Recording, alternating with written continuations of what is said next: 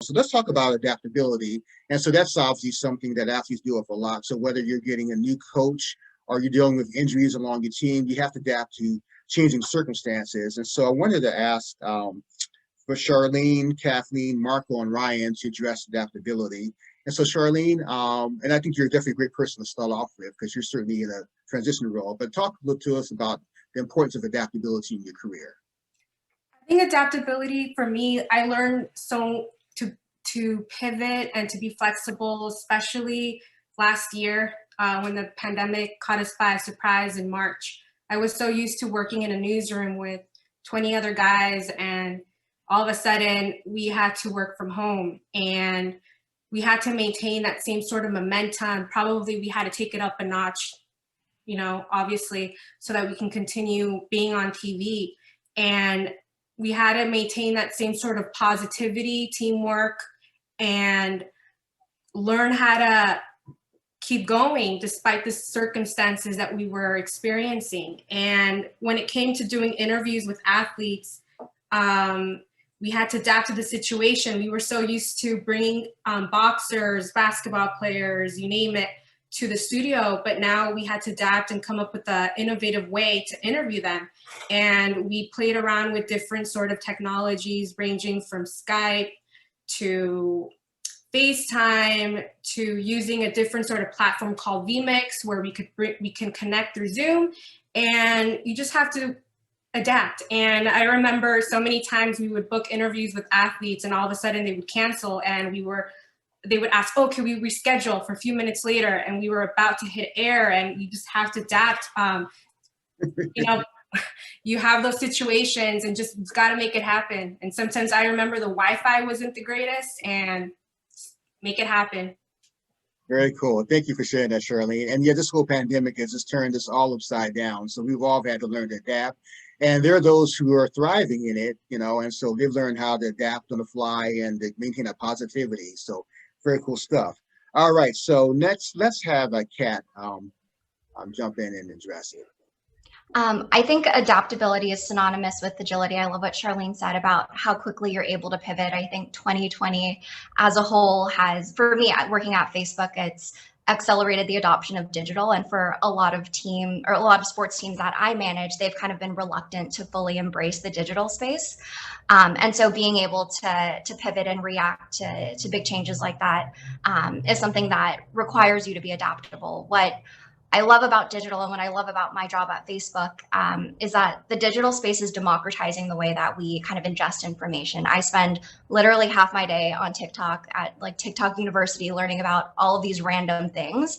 But I think really leaning into the new ways of ingesting information and informing how you critically think about different topics is a great way to kind of build that adaptability muscle. Something personally that's helped me adapt really well is ensuring that I have a full understanding of how a business operates. So in my job, I manage pro teams. So having an understanding of how sponsorship works in concert with ticket sales, works in concert with digital, allows me to have the confidence to make informed decisions when there's limited data available to support maybe a goal that I have in mind. So definitely encourage you to expand your scope beyond what your job expects you to do, knowing that it helps you become a more well-rounded person and have a more holistic understanding of the sports industry as a whole. Very good. Thank you, Kat. All right, so Marco, when we have you chime in. Hey, everybody.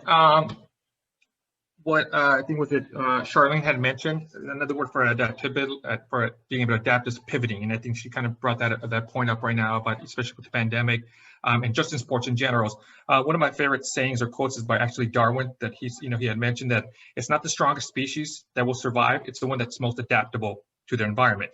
And when it comes down to sports in general, it's always not the strongest athletes that can win the game, but the ones that can adapt to what's going on with the game.